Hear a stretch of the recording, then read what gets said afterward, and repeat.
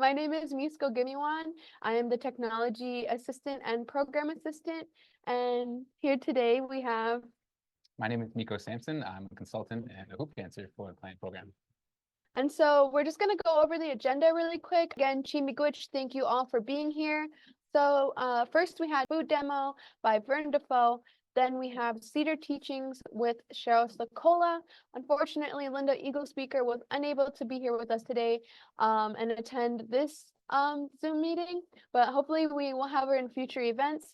So today we have a very wise and knowledgeable Cheryl Secola. Then we have animal mask making with myself and Andy from Fitness and Nutrition. Then we have a fitness demonstration with Micco Sampson here. And then at the end, we have a raffle drawing. And right after the food demo, we have JD, who also works in the Gatherings Cafe, able to answer questions with a short Q&A. So we can get right into this video.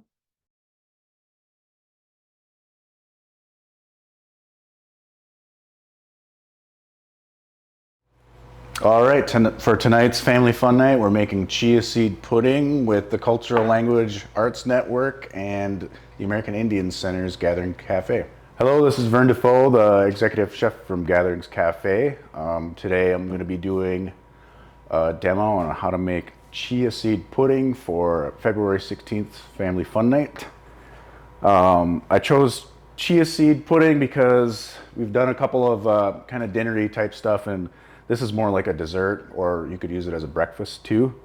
And also an ingredient that people aren't familiar with. I like this recipe because it's really good for you, and it's really easy to do, and anybody could do it. So we're gonna start with the chia seeds right here. Chia seeds are a grain that's from a flower that grows mostly in Mexico and Guatemala, and also parts of California. It's very high in antioxidants, and it's got a lot of fiber, so it's really good for people that have diabetes. It helps balance out your insulin, and also we're going to be adding a couple other indigenous ingredients to that too. Wojapi, which is also very high in antioxidants. Berries are in general. Maple syrup, and you can use any berries in this, but we're just going to do strawberries today, but you could top it with whatever kind of berries you like. And then some coconut milk. So you get a can of coconut milk. So yeah, let's get started. So the first thing we're going to do is we're going to mix all our liquids together. So we'll go ahead and open this can of coconut milk. Sometimes coconut milk can be kind of separated, like all of the fat will be on the top, but you can just stir it up and mix it all together and it comes back. And sometimes you open the can and it's already just mixed up. So let's just find out what we've got in this can. Yeah, you can kind of see that there. All right. Then we're going to mix the maple syrup in there. Put 3 tablespoons.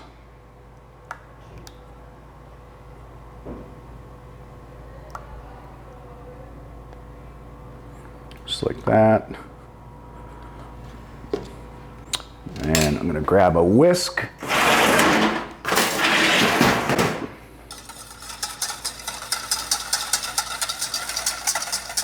Get that all mixed up and nice, and then we'll add our chia seeds. Now you want to kind of do this, you want to mix it all together, like all at the same time, because otherwise you'll get clumps. So I'm going to add our chia seeds, just kind of go with it. Do both at the same time, and just get them all evenly incorporated. Some stragglers kind of stuck to there, static electricity. All right, and now we just put this in the fridge for 10 minutes, and then after that we'll top it.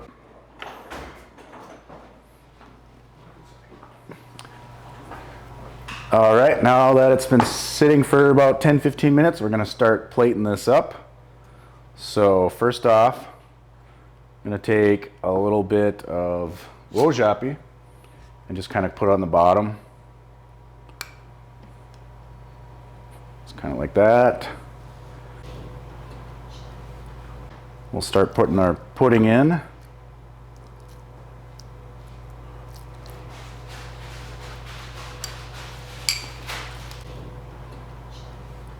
Like I said, you can put any berries you want, but I pulled some strawberries out from the freezer here, so I'm just gonna go ahead and cut a couple of these up.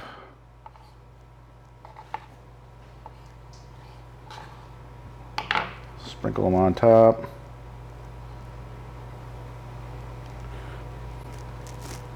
And there you go. Chia seed pudding with wojapi and strawberries. Excellent. All right. Thank you, Vern. We appreciate the demonstration. Of course, if you guys have never done something like that, to be able to see something while it's being made makes a world of a difference, because sometimes you see demos and you hear instructions and it doesn't quite look or sound the way it should be. But in case you were wondering, those of you that got your kits, these are the 5 items that you will find in your kits. He was using strawberries, but we gave you guys blueberries. So this is a very special treat for you guys. Again, something that's super simple, follow along, great healthy treat for us to enjoy, especially as we started learning more about the contents of sugars and things and how we can balance that, especially by just making healthier choices. And if you have any questions for that food demo, we do have JD from Gatherings Cafe. JD, do you want to turn your mic and camera on? And if you just want to introduce yourself. Hi, yeah. I'm JD. I'm one of the other chefs at Gatherings Cafe. And worked on the chia seed pudding recipe with Chef Vern. Yeah, I would say one thing that he didn't mention in the video that might be worth mentioning is that, like, as you let the pudding sit, the seeds will soak up more of the moisture over time. So if you let it sit for about 10 minutes, you'll probably end up with a much thinner pudding. But the longer you sit, probably like after 4 hours, it'll be pretty thick, and like you'll be able to maybe like ball it up. I like to just put it in the fridge at night and then eat it for breakfast and let it like soak up overnight. And then in the chat, Renee says, how much chia seed did he use? So we do have a recipe posted on our Facebook page. In this recipe, it says 0.5 cups of chia seeds for that recipe that was shown. Another question says, so is this something you could do overnight oats with? Yeah, definitely. I think it's best that way. But that's like, I prefer it a little thicker.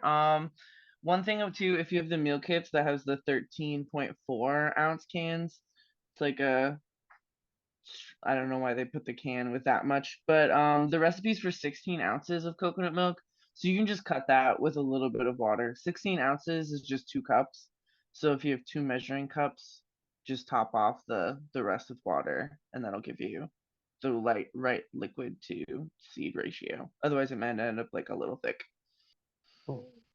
Just a quick suggestion for anybody that's curious: is there any other dishes that normally use chia seeds in them? If you're expanding your palate. They're really good in smoothies. I think the recommended serving size for them is just 2 tablespoons. And that's like a really good source of fiber.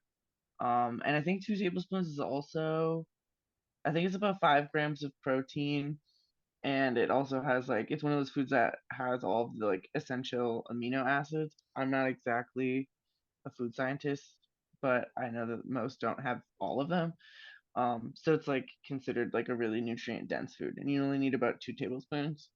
And I just throw them in smoothies. People also, if they like hiking or backpacking, will just kind of like toss a mouthful in and rinse them down with water. And it's a really good way to keep you hydrated because they soak up water. So then they kind of slow your digestion down, which is good for you. I'm gonna try that out. I did that while I was making the pudding at one point. Oh yeah. It's not too bad. They don't taste any certain way. I mean, they're kind of gritty. You'd be like just crunching on a bunch of dry seeds, but they don't taste bad. Okay. Cool. Real indigenous. I like it.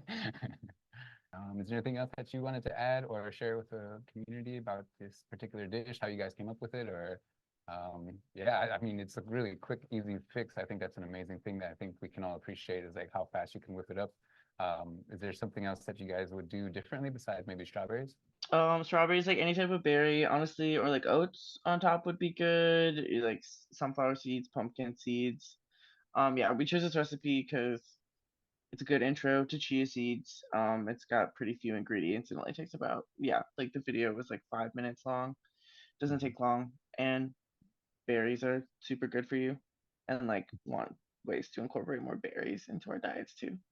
Very healthy suggestions for expanding our palates and, of course, getting the nutrients and vitamins that our bodies need to survive, nay, to thrive in this world.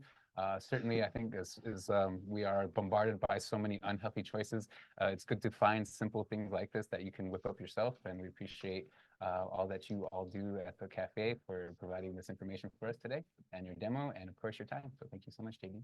And you can come if you didn't get a meal kit, you can come try some of these recipes that we've been doing on these family fun nights at the restaurant in 2 months when the building opens.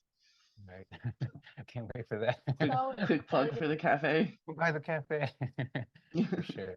thank you so much for being here, JD, and answering any questions that we had. We really appreciate your knowledge. Yeah, for sure. Thanks for having me. Miigwech. Bye. All right. Our next Into speaker is Cheryl Secola. Bonjour, everybody. Unfortunately, Linda Eagle speaker was not able to be here with us tonight.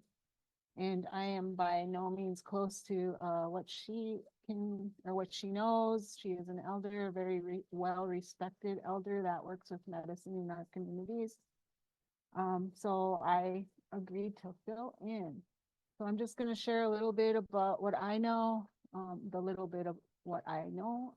So I'm going to start with Cedar, different ways to use Cedar. So if you look at what was in your supply kit, you all had a jar, and inside of the jar is fresh cedar. This was freshly picked. It smells super good.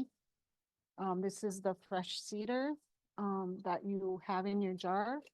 So ways that we use fresh cedar is we can use it for baths. We can put it in our bath water. We also wash our relatives when they move on with cedar water. We give them cedar baths. We use cedar for tea. The cedar tea, you want to use in moderation because it is a cleansing.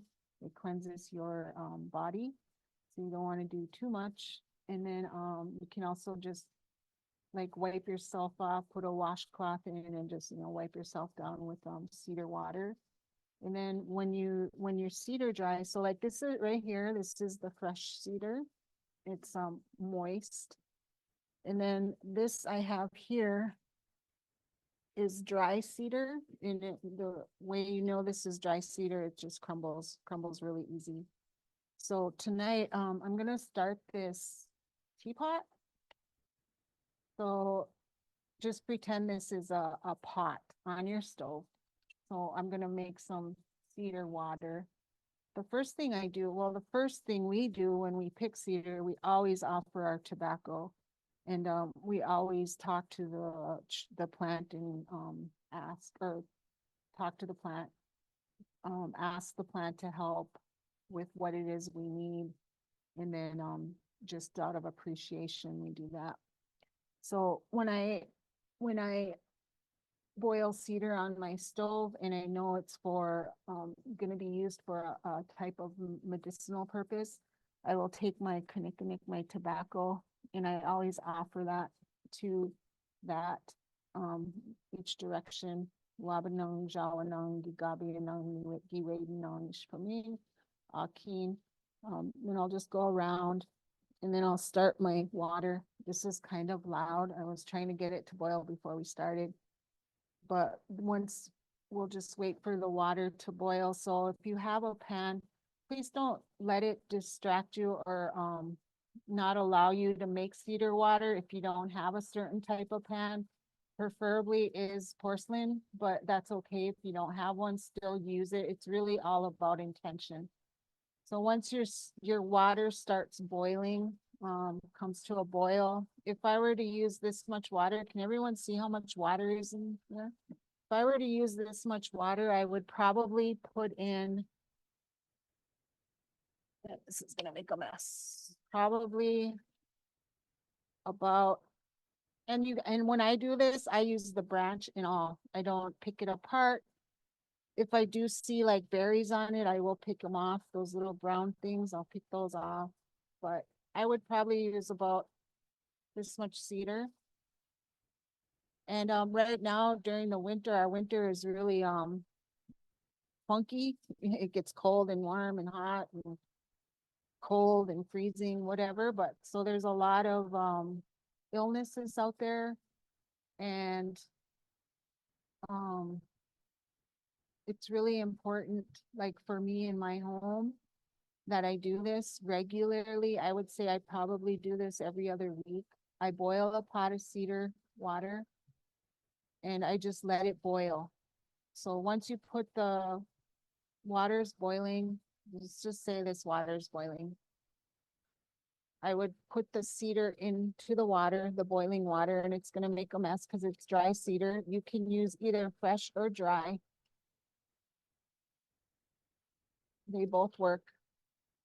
And then you just let it boil and you let it boil and let it boil and you just really appreciate the vaporization. And every once in a while I'll go up to the stove and I'll just kind of steam my head. Or sometimes I'll even pick up the pan with hot pads and I'll bring it around the house. It's really good for purification. It cleans out the air of any kind of toxins. So cedar is really a purification medicine. And then once it gets down, because it's evaporating, I just continue to add water.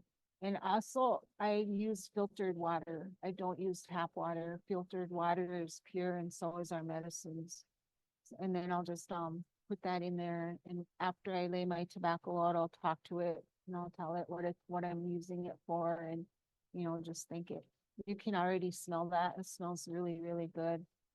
So it's really important to try to do this, especially when it's like flu and cold season. It's a really good time to do that. And right now is a perfect time for that.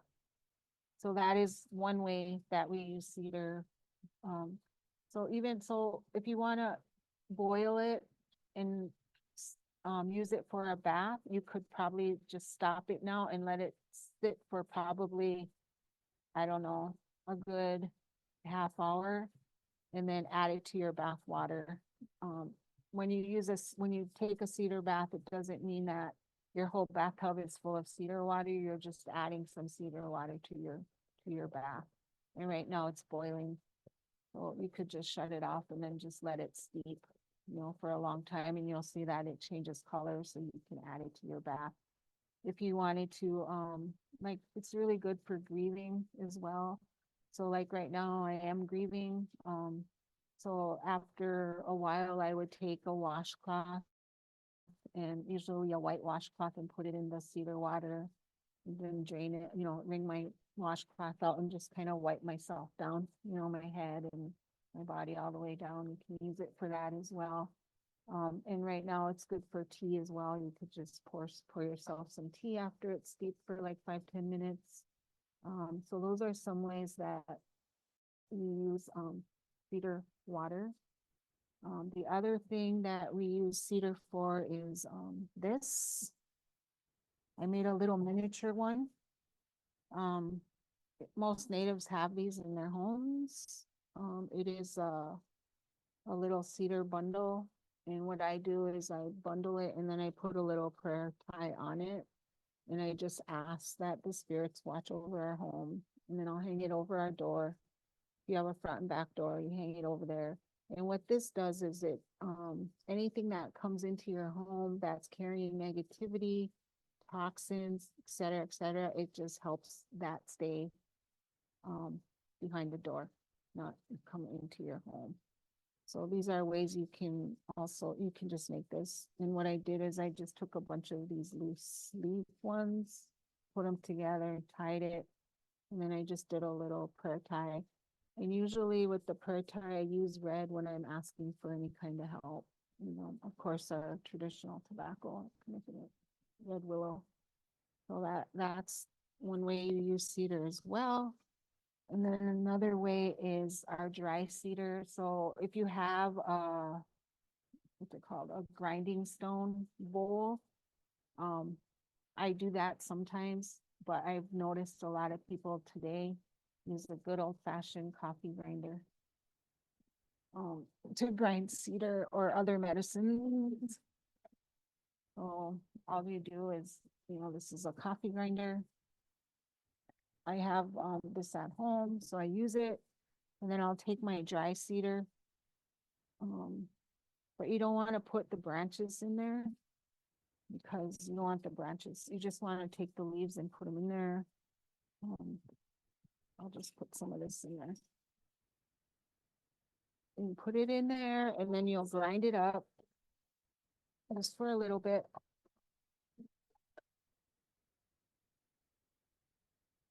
No, this is not my grinder, so I'm not too familiar with it. Not working.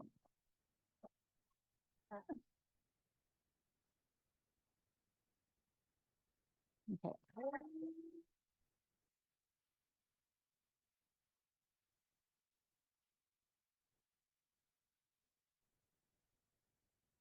Okay, and you can see that this actually came out as a fine powder. You see that?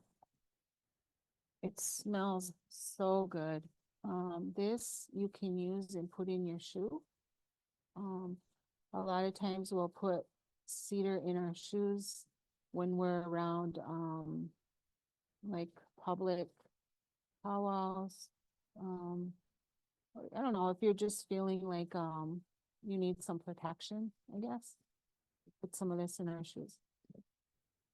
You can also use that for a smudge.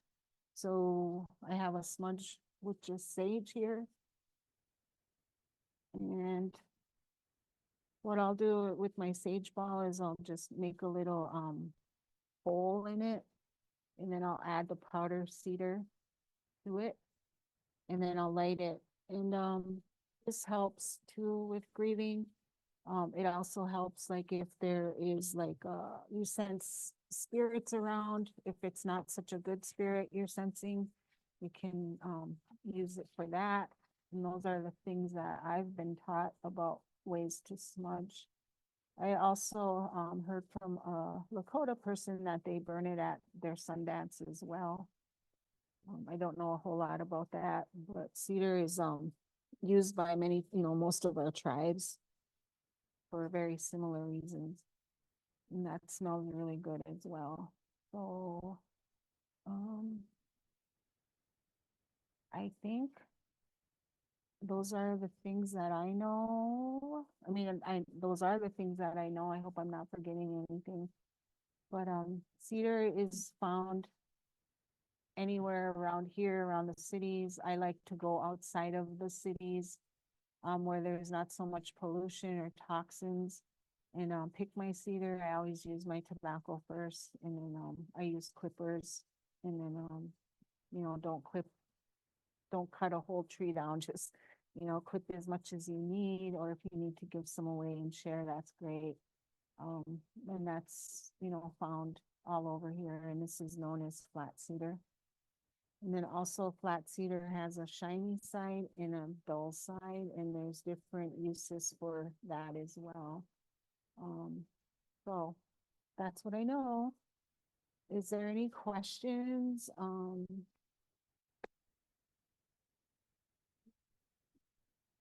It's a flat cedar, yeah. I don't know about other cedars. This is I've been only taught about the flat cedar, and it's probably because I'm from northern Minnesota, southern Canada. So that's always what we use. But I'm sure there's uses for other types of cedar. I just don't know what those are. Anything else? Any other questions? I don't have my glasses, so I obviously can't see the. So when you're making the tie, the tobacco tie to put on top of the cedar. Is it necessary to use white string? No, you can use whatever color you want. Usually I'll use red or I'll just use like a sinew or a twine to tie it. I just Okay, use so red on okay, so when you hang it inside or outside? inside In, above your door. Yep. okay. Miigwech. Yeah. Anything else? Okay, well, Miigwech, and let's put our thoughts and prayers out to our elder Linda Eagle speaker. And that's all I have. Miigwech, meet you. Good woman.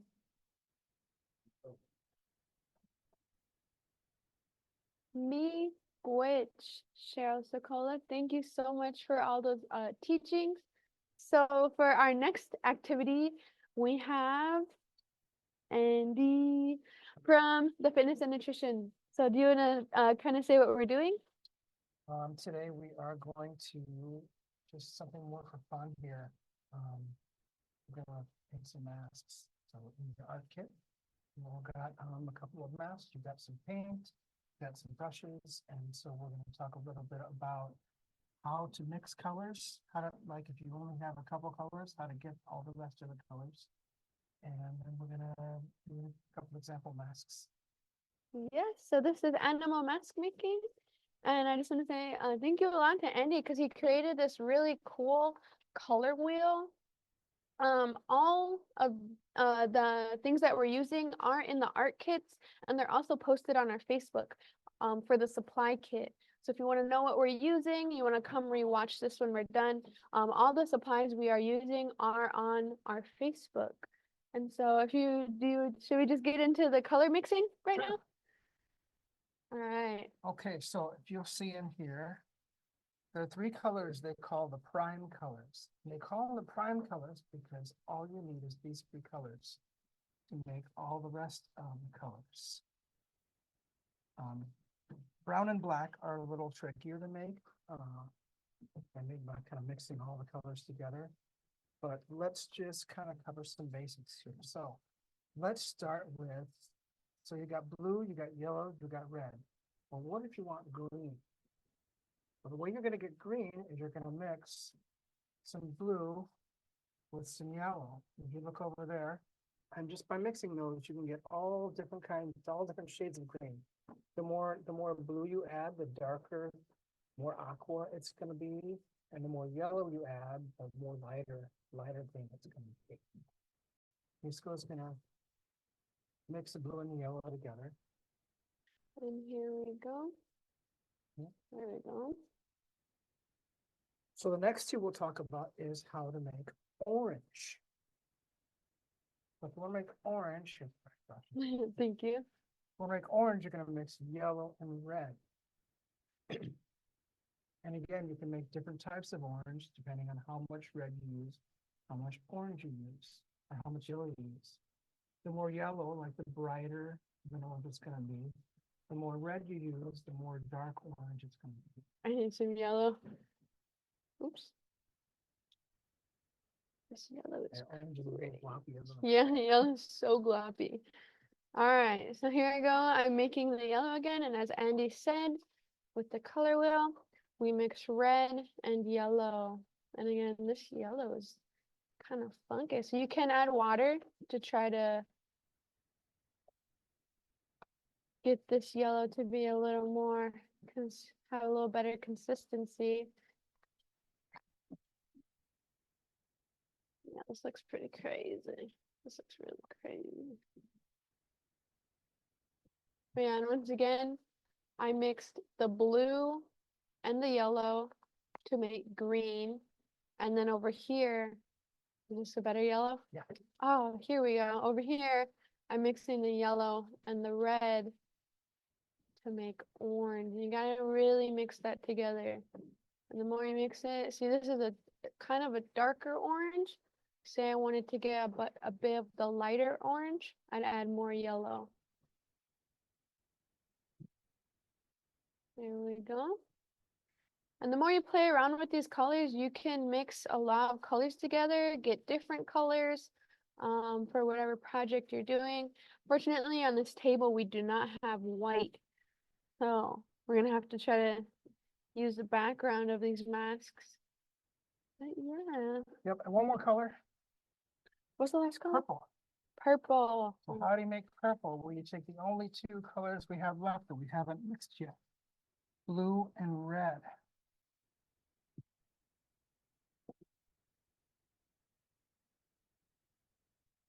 I'm gonna have this. So here we go, mixing these together. Nope. I can't tell.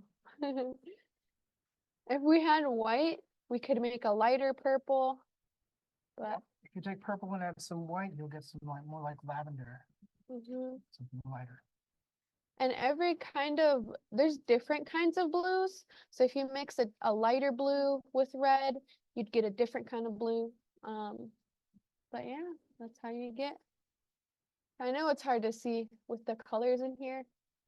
But yeah. All right, so we're gonna get into the mask making. Once you got all of your paint mixed up into all the different colors that you want, so in our kit, we were given these crazy masks. But since it's animal mask making, we're gonna be using these mache masks and painting like animal designs onto them. Yeah. Yep, so we're working off these pictures that we pulled off the internet. If you get on the web, you'll find lots and lots of examples you can use. So today I'm going to be making the Mick, the beaver. And then which one would you be making? I think I am going to work on the raven. The raven. Now, you see that the raven, it looks like it's just almost like two shades of black or a black and a gray. So what would I do with that? Well, one option would be to go ahead and use black and then take a gray and just add a little bit of black to blue. And what we're going to get is a really, really, really dark blue. And that could be the other shade that I use besides the black. I see it gets, you don't need very much black at all to get that really dark. The best way to get good at mixing colors like this is just practice. Just do it for a while. It's so fun. So Miisko was drawing out. So on my mask, I'm drawing this beaver design. And so usually before I start painting, I want to draw the design so I know what I'm painting going into this, or you can just freehand it. You're so talented, but I'm not as talented as that. So I have to draw like a sketch mark, just so going into this painting, I know what I'm painting. And then I'll give him some eyebrows. These eyebrows these look like human eyebrows. What else? He has ears. So what I could do, I could cut out part of the draw and then tape it up here for ears. But I think I'm just gonna paint ears right onto his little big forehead. So here I go. I'm just drawing 2 triangles for ears. First, here's my other triangle. And I am actually going to cut mine a little bit because, you know, raven, there's not really anything below the beak. So I cut some lines here where I'm just going to really quick just cut where I want that beak to be and come along the mask and just leave that part. So I'll just paint that part and leave this off.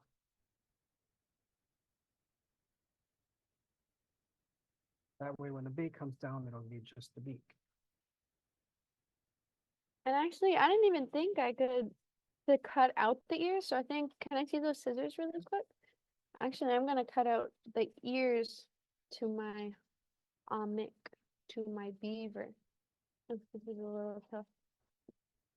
And if you don't, and you can see we don't have white paint, but the good thing is we have a white mask. The way to make something look a little lighter is just don't slop it on. Just instead of painting, instead of just trying to go full on, you can always dot it a little bit and get a lighter look to it. So if I just dip it in my paint, dry off my brush a little bit, and then dot it, you're gonna get a different look. That's like texture too, huh? Right, right.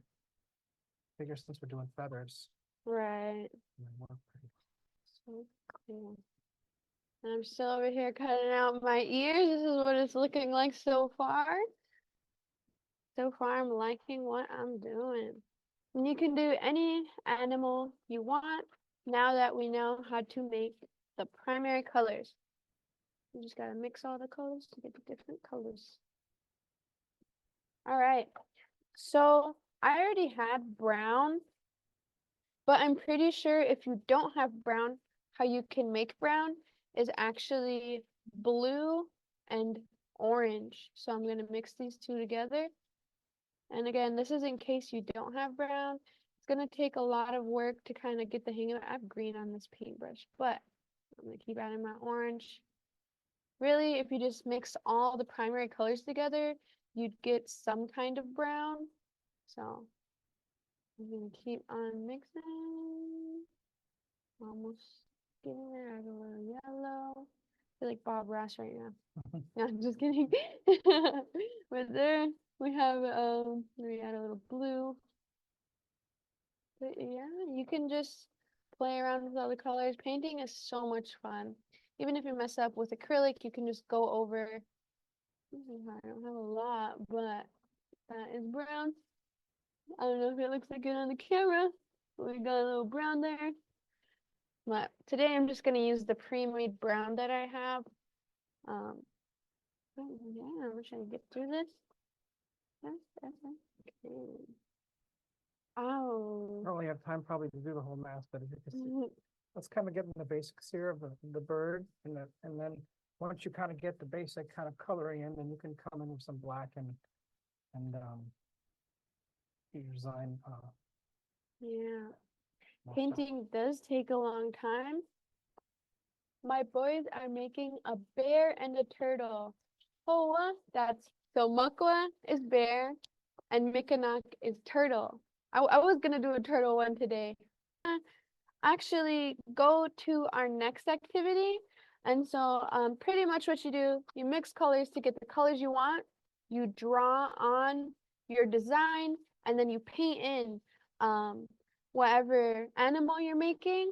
And so while me and Andy are finishing our designs right now, we're gonna go to our next activity, which is Micco Sampson. He's doing a fitness activity. We're so excited. He is an amazing hoop dancer.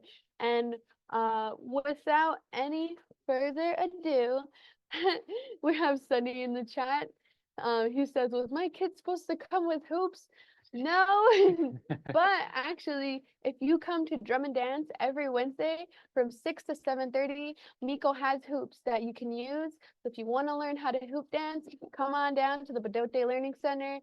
He'll gladly share all the hoops that he has and teach you how to dance this awesome storytelling of a dance.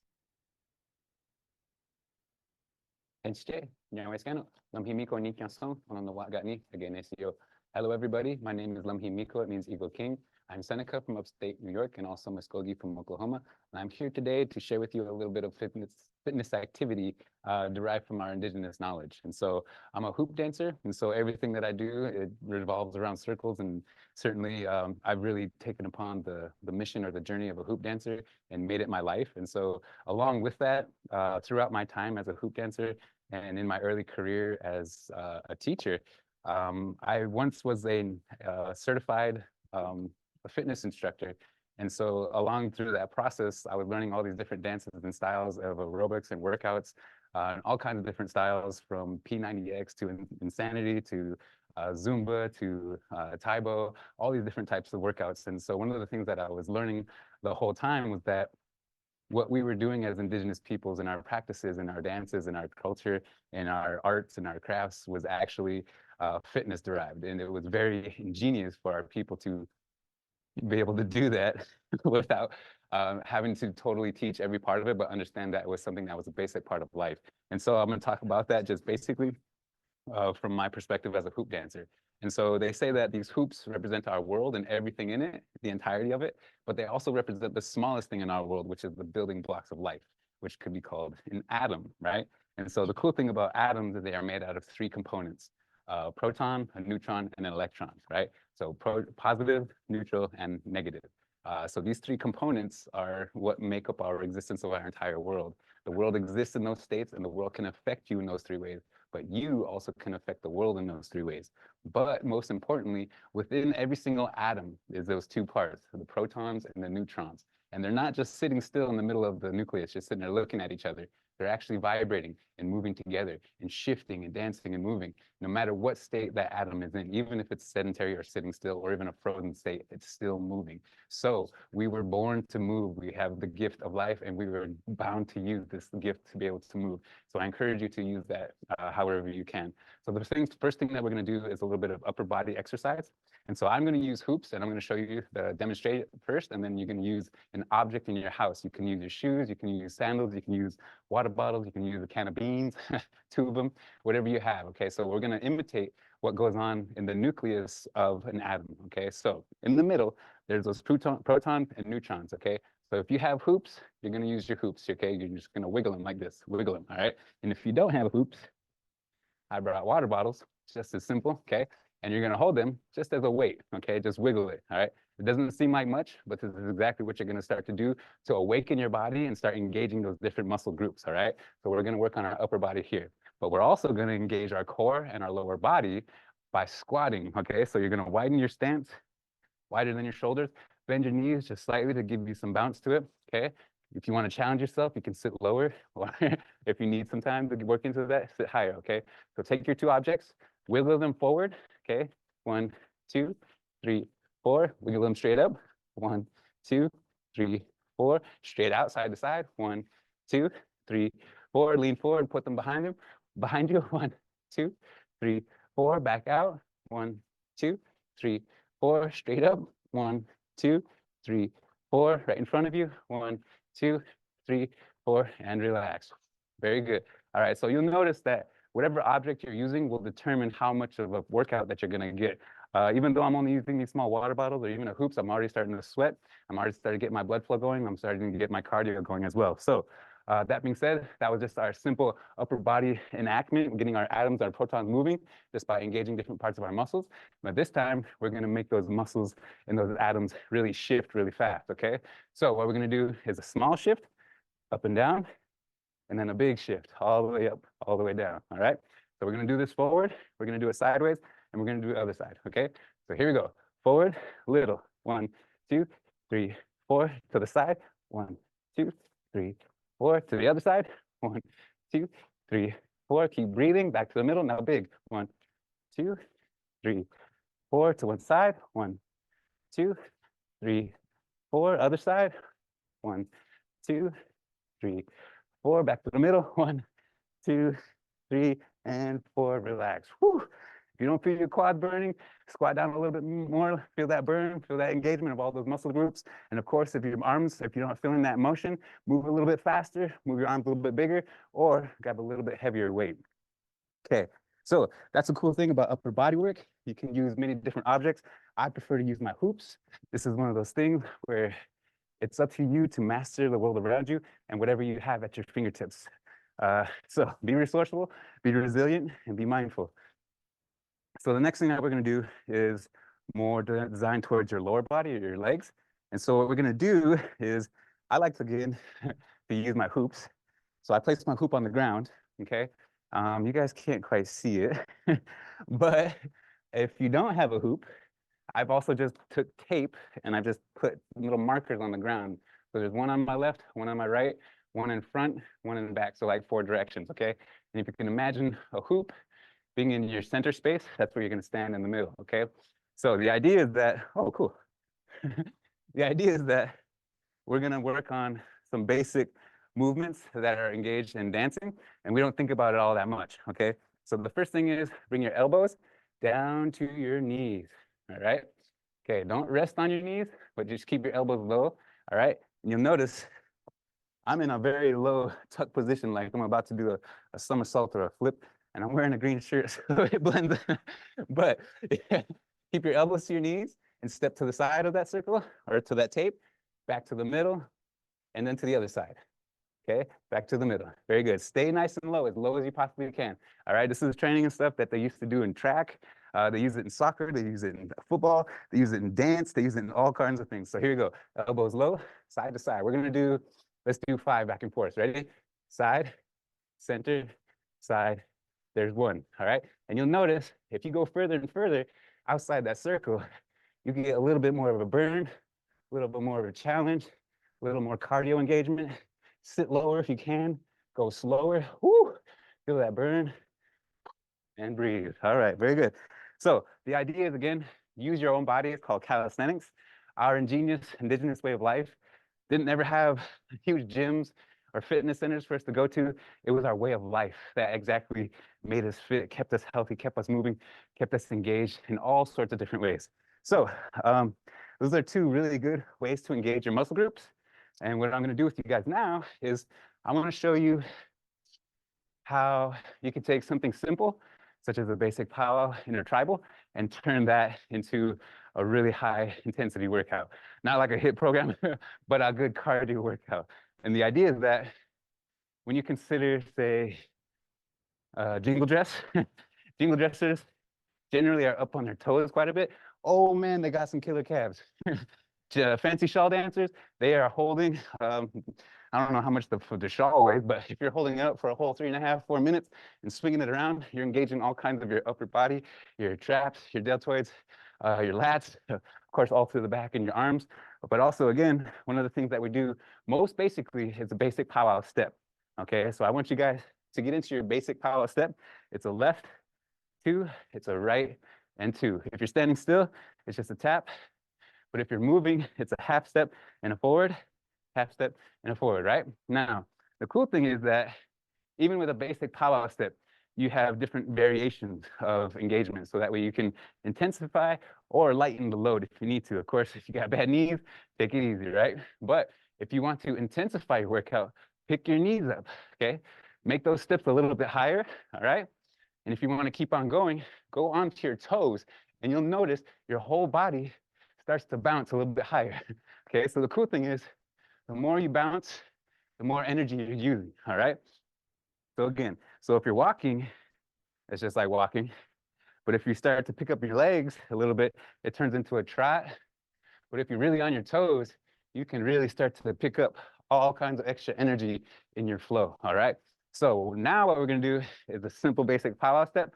Along with that, I'm gonna show you, starting from this center point, you're gonna step forward, back, right, back, back, in the middle, okay? So your foot goes forward, it goes to the right, and it goes back, okay? And then back to center. And then you do your left side, it goes forward, it goes left, it goes back, and it goes center. Okay, so with the powwow step, it goes 1, 2, 1, 2, here we go. 1 and 1 and 1 and center, forward and side and back and center, okay? So it's like a little half step, you're kind of picking up that tempo. So here we go again. Forward with the right, half, side, half, back, half, together.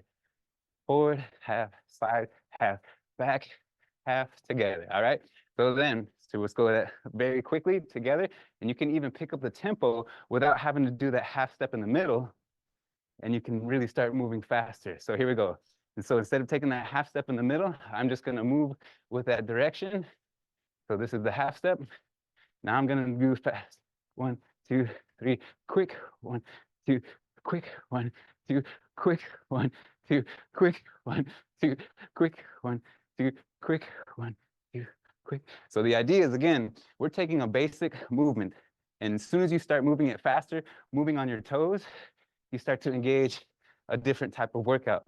And of course, if you get faster and faster, you start to work on coordination, you start to work on balance, you start to work on all kinds of other things without even thinking about it.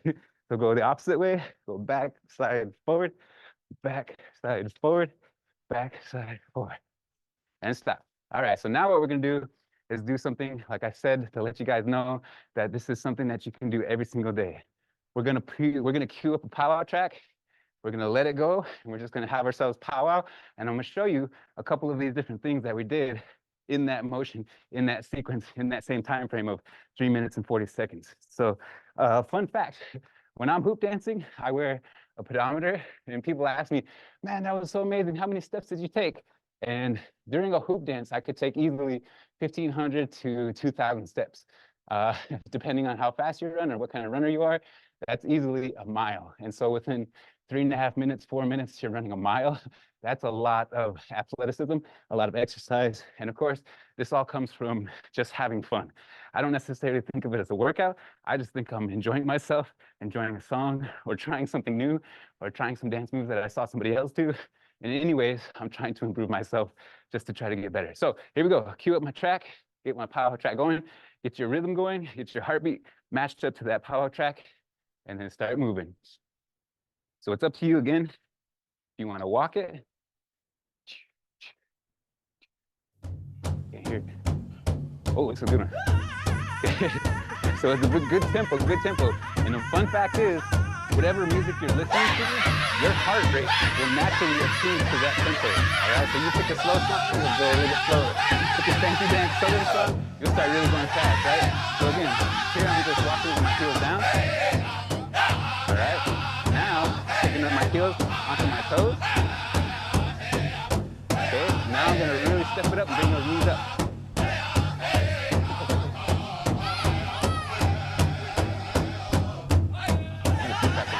All right, here we go. Start moving forward, forward, back, back, center, forward, back, back, center. Again, 1, 2, 3, 4. 1, 2, 3, 4. Double time. 1, 2, 3. 1, 2, 3. 1, 2, 3. So anything that you're doing, just keep that tempo going, all right? Because one thing that I know is that as a grass dancer, you'll find yourself in this position a lot, where you're sitting on one knee and your other leg has to go. But you're using balance, you're using your muscles, you're using all different parts of your body just to maintain that, and just to keep that going. And if you're on carpet, it's a little bit harder. So here you go, keep on dancing, keep it going.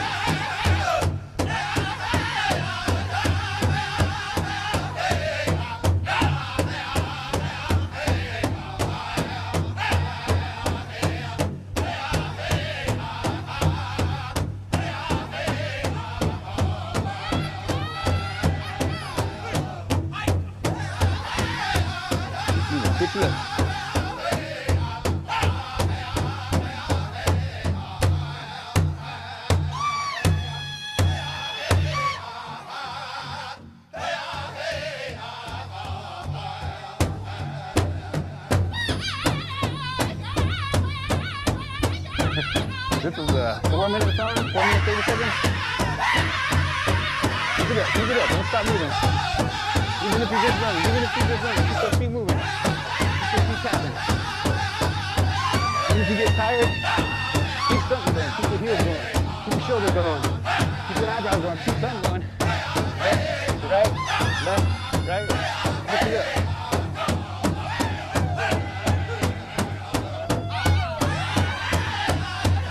Use your saw. You got twirlers. If you're a fancy dancer, use them twirlers.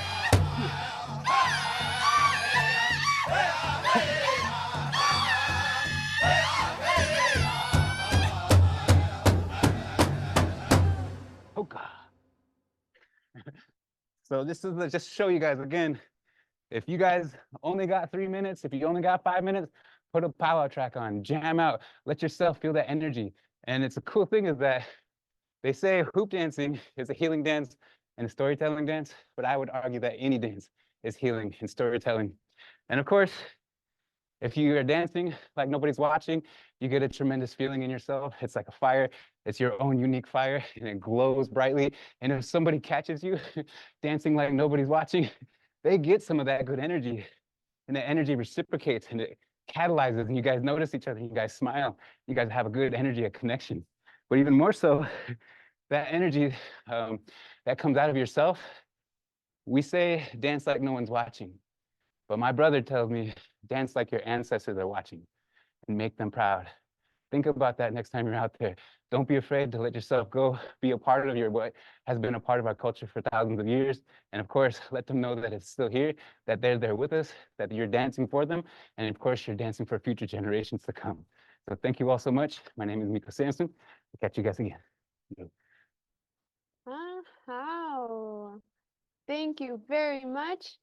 Does anyone have any questions for Micco Sampson at this time? Courtney Renville said, I love that. Thank you. Deidre said, Pidam. Someone above said, thank you for sharing your energy. Was there any more comments? Deidre, sorry if I'm mispronouncing your name, but it says, geez, just showing that fancy footwork. I wish my knees would let me do that. Inspiring. Oh, wow. Yeah, and it just goes to show for anybody, you know, you're at your own space. You don't have to compare yourself to anybody else. You can only, you know, be the best you that you can be. You can only improve yourself each and every day, you know. So again, don't compare yourself to other people. Don't necessarily think that, you know, you're not in that type of situation.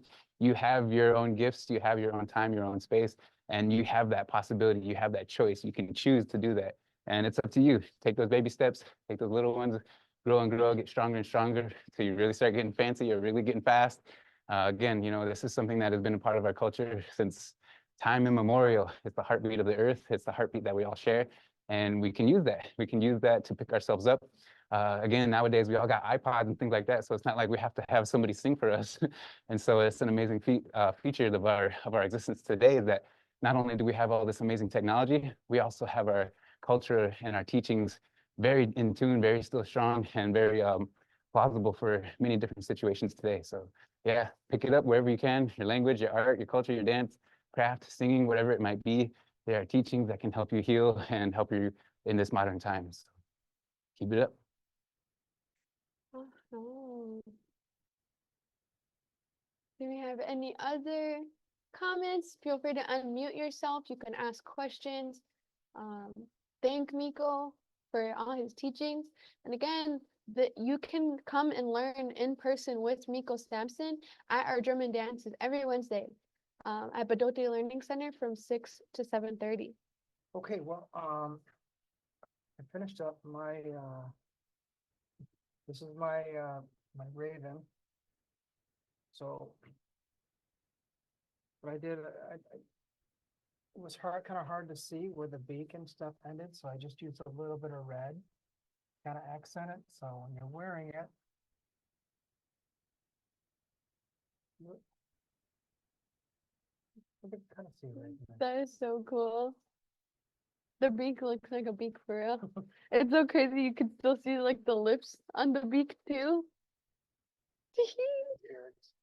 Mine is still a work in progress. I swear I'm the slowest painter. I'll show you mine in a second. If there's any youth or anyone who is painting at home, I'd like to see your mask. So if you want to turn on your camera, I remember earlier someone mentioned their youth are making turtles and what was the other one? A bear. So if you want to show your screen and just show what you have. I'm so scared to show what I have. This is kind of a little challenging. But if anyone wants to show off their masks, oh, Yeah, for sure. that is awesome. Oh, yeah, yeah. And what did you create today? If you want to share? I made like roses because my middle name is Rose, and I decided to make roses. Beautiful. That is so cool. I like it. Thank you. Thank you. Another one there too. I see something green. I see. Can I notice one? Yeah, me too. If you just want to say what you did, and for us, your picture will come to the front. They're shy. They made a turtle and a bear and a black bear. Oh, just Oh. cute. All right. Mine was supposed to be a beaver. Tell me if this looks like a beaver. I like it here. But yeah, this is kind of challenging.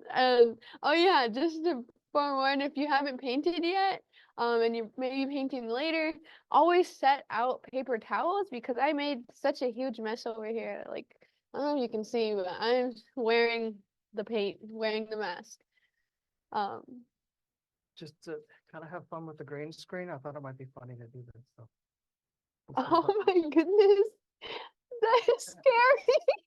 That is so funny. Oh. Oh my goodness. All right. Just so you're aware, the Minneapolis American Indian Center opens back up May 1st. We have our open house and powwow.